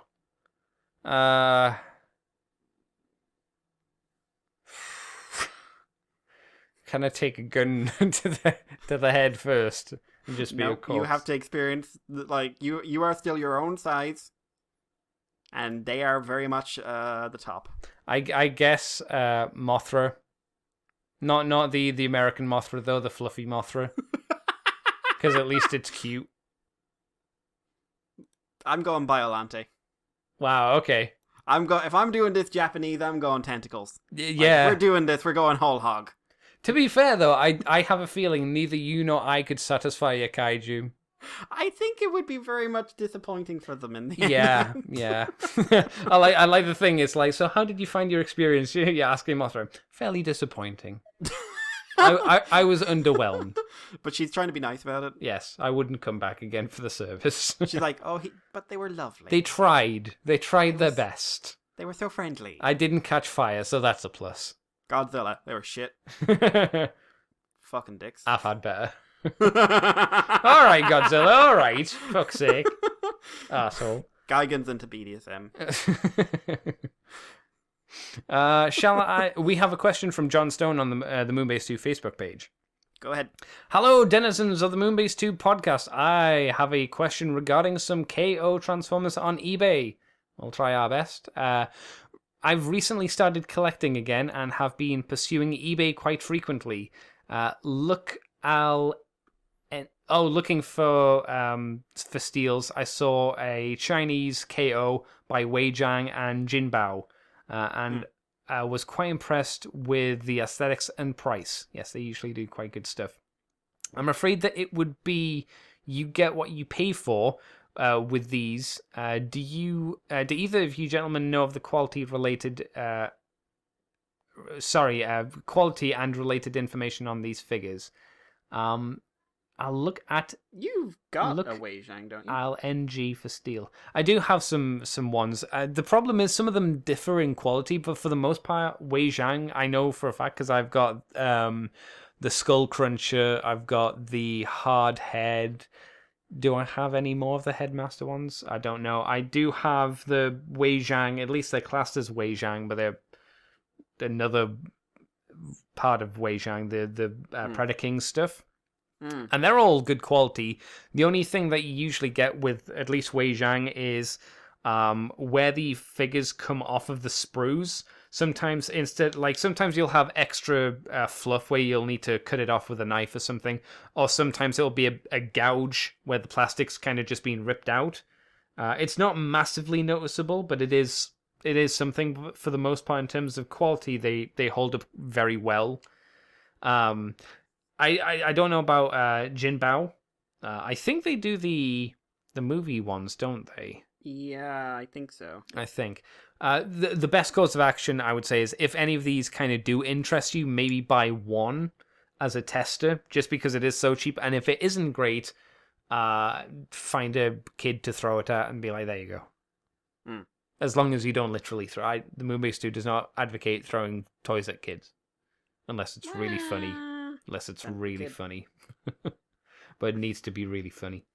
What about you, Mikey? You've not dipped into KO. You're a clean boy for the most part. I've done a lot of listening about them, and from what I understand, Wei Zhang and Jin Bao are kind of the top end. I think one of them did an MP Megatron that's generally considered to be better than the actual masterpiece. Was that Wei Zhang and Jin Bao? I think so.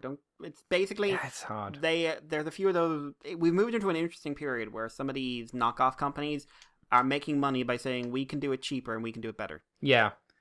A good thing to go by as well, for the most part, is have a look at reviews. Don't look at just one review for the product. Look at a few to see if you can find some negative opinions. Granted, some videos kind of blend together and they kind of share a very similar voice for the most part, but if you keep looking, you might find someone who says, oh, it has a problem here. Sometimes they won't, sometimes they do.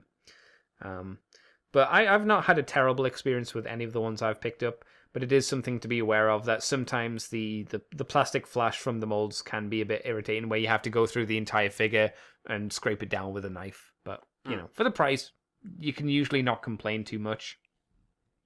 Do you have anything else, Mr. Mikey? No, that's me.